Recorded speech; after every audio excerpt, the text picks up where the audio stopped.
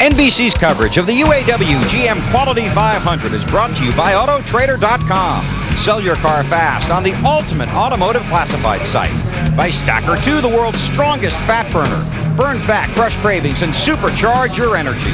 By Yamaha, makers of fine motorcycles and ATVs. Nobody's more in tune with motorsports than Yamaha. By Budweiser, delivering beer at its best with the crisp, clean, and refreshing taste known only to the king of beers.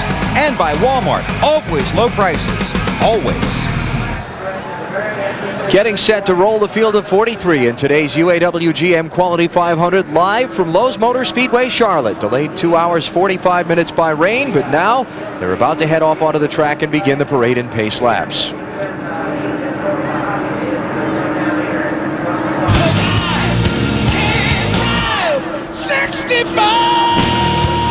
Budweiser, the official beer of NASCAR, proud to sponsor the Bud Pole Award given to the fastest qualifier at each NASCAR Winston Cup race. Qualifying was rained out here Thursday and Friday, so you see the Bud Pole Award standings for the season so far. Since 1979, Anheuser-Busch has awarded more than $7 million as title sponsor of NASCAR's Pole Award program. Now the Walmart starting grid for today's race. Field lined up according to provisions in the NASCAR rulebook as the B-52 bomber goes screaming overhead.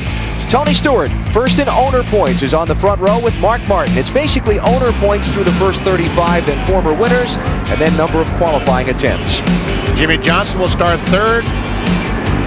Jamie McMurray will still start fifth. His first race in the NASCAR Winston Cup car here at the Lowe's Motor Speedway. Jeff Gordon, four-time winner here in Charlotte, but has not finished the race 3 times in the last 5 weeks. He's in row 4. On the inside of row 5, Bill Elliott and Ricky Rudd on the outside. Both still aspirations of winning a championship. Kurt Busch, one of the hottest drivers of late. 5 top 7 finishes the last 7 weeks. He's with Dale Jarrett in row 6. And on the inside of row 7, Dale Earnhardt Jr., a local favorite. Grew up about 20 miles from here. And on the outside, Jeff Burton. Let's see what Jeff Burton has to think. Hey, Jeff, Benny Parsons, you got me? BP, I got you. Okay, yesterday you absolutely dominated the 300-mile event. Weather's changed. What about your chances today? You're exactly right. This is we haven't run into these conditions at all this week, so we don't really know. But yesterday, our car felt really, really good. Wasn't as fast as some other cars, but it drove real well. And been very few times in my career where I said my car drove well that we did run well. So we feel pretty good about it. Did you make any changes on this race car based on your performance yesterday? Made some changes on this car based on the weather change, not so much based on what we saw yesterday. The track got real slick yesterday when the sun came out, and I don't think we're going to have any of that today. We got night racing conditions now, so we looked at all of our notes and talked about what the difference is from day to night and made some changes based on that. Looking at the racetrack, Jeff, are we pretty ready to go green? Still wet up by the walls here on the front straightaway, and entering 1, it looks like to me it's still a little wet up high, but other than that, it looks okay. Good luck to you. Jeff Burton going to start 14th today as you look at the rest of the field for the 500-miler. Got one car stopped on the apron down in turn 4, but he's gotten it going now. And Jerry Nadeau, what a tough break he caught in the Georgia Pacific car. He was the fastest car in practice, was on the pole Thursday night. 10 or 19 cars qualified, and then it rained, it washed it out. They had to go back, revert back to the points, and he goes from 1st to 39th. Long list of drivers who failed to qualify for this race, including Kerry Earnhardt, Ron Hornaday. Not able to make the show, didn't get a chance to because they didn't get the full qualifying session in. Now, 2 cars are going to have to go to the back on these pace laps. Ryan Newman, because he's in a backup car, and also the 49 of Stacy Compton, although he was scheduled to start 42nd anyway. Let's get some updates from pit road before the green. Matt Yoakum. Alan, back in May, it was a 1-2 Roush Racing finish. Today, Rusty Walls would like to make it a 1-2 Penske Racing finish with teammate rookie Ryan Newman. His car has been fast all week, and he will start 6th. The win today would break a 56-race winless streak dating back to California last year, and it would also keep alive his impressive consecutive streak of years of winning in Winston Cup. A win today would make for 17 straight years. Look for the 2 car today, Dave. Matt, Jeff Gordon finished 5th here in May, but fans, don't worry about that, because if you run well at Lowe's Motor Speedway, you remember how to run well, and Jeff has won here 4 times. Not only that, in 16 of his 19 starts here, he's led at least 1 lap. Expect to see the 24 car at the front before the day's over. Marty? Dave, this is a critical race for Matt Kenseth and his DeWalt team today. They are 201 points behind in 6th place in the race for the championship. And while that is a big hill to climb, they know it's a big task, but it has to happen tonight. They must win this race. They must make a charge this evening and gain some points on the leaders if they are going to win their first ever championship. Bill?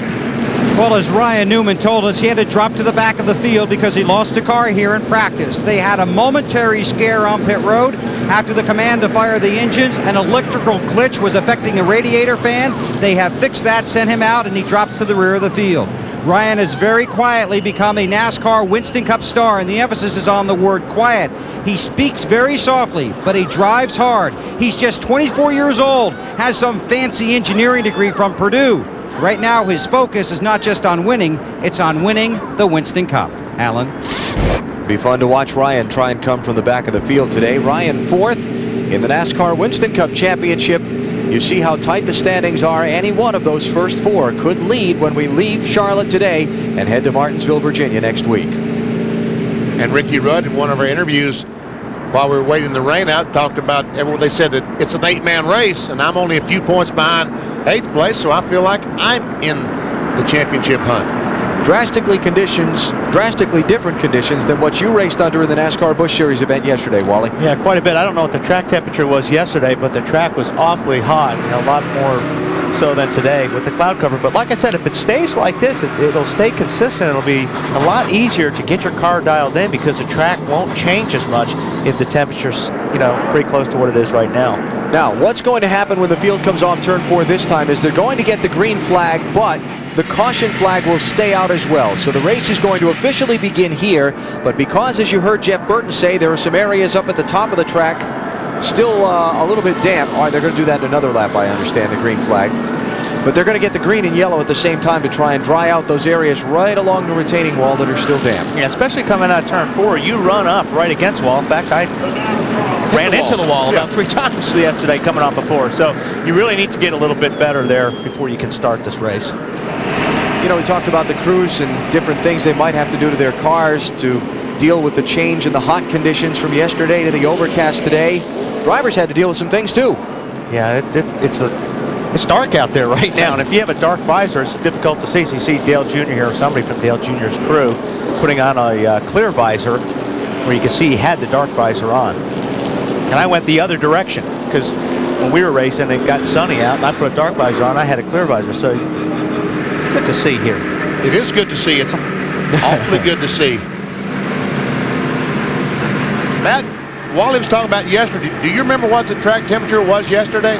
Well, Benny, a few moments ago, we got the track temperature down on pit road. It was 77.7. Now, yesterday, at the start of the first practice session in the morning, the track temperature was 78.7. So it's very close to the first session. So teams have a lot of information they can go back on. They've built in a lot of adjustability today.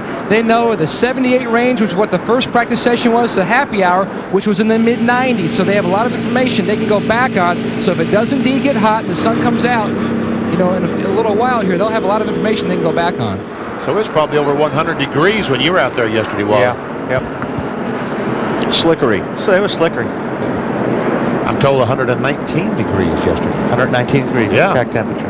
So that makes a big difference, as you know, Benny. This place changes when it gets hotter, and even you've been here when you've raced here and it's been sunny, and then the clouds come in, and it changes the handling of the car because the temperature of the racetrack changes. All right, here they come to the green and yellow flag. So the first of today's 334 laps is now underway, and the UAW GM Quality 500 has officially begun. He kind of got chipped there, didn't he? Yeah. Flag waiver. Well, maybe he'll stay up there, and when they take the caution flag and wave the green flag for real, he can do that. That'd only be fair. I can't imagine a greater thrill besides getting out and driving a race car than standing on that flag stand when the field comes by at the start. That'd be a thrill for everybody to see you drive a race car, Alan. Yeah, that's probably true. Tony Stewart gets a break because now the next time by will be credited with leading the lap, get 5 bonus points, and as close as this championship is right now, 5 points are critical.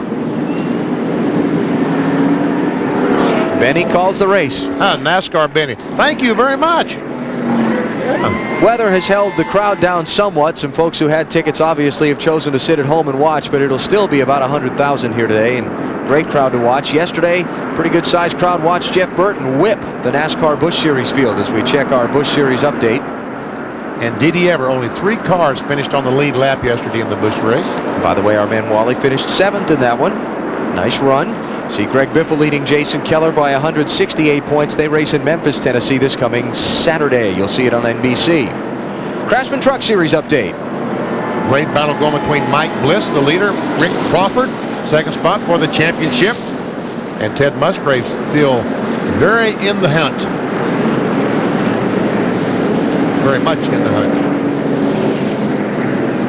So you're a driver and you're in one of these cars, and you know you can still see a couple of damp spots up by the wall on the track. What's your thought process? What are you telling your crew chief, your spotter, to tell NASCAR? Well, if I'm on the outside, I'm telling them, hey, it's really wet up here against the wall.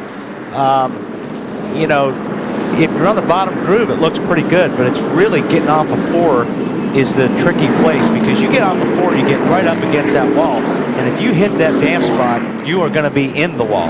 I'm just surprised that see Stacy Compton in the 49 car on the apron of the racetrack trying to get to pit road. I'm surprised they don't have some of the jet drivers out now trying to dry those spots off as the cars go around the race. I am too, Benny. Also, I don't know, that last time by, I didn't see a whole lot of guys running up in that wet area against the wall. The guys in the outside lane taking their cars up there to help out. Right. Yeah. Well, watch here as they come off before. You see that area right up along the wall there is where your car drifts. You see a couple of them getting up there now. There they go. And Buster Otten, the pace car driver, led him up there too. He was definitely the highest one of the bunch. There's no doubt about that. All right, let's make another run through pit road. Let's not, because we just got word they're going to go 3 to go in 3 more laps. So let's take a break here. We'll come back for the start, the real start, and pick up some full speed green flag action at Charlotte. Thanks for hanging with us. Going to see the start of the UAW GM Quality 500 in just moments here on NBC.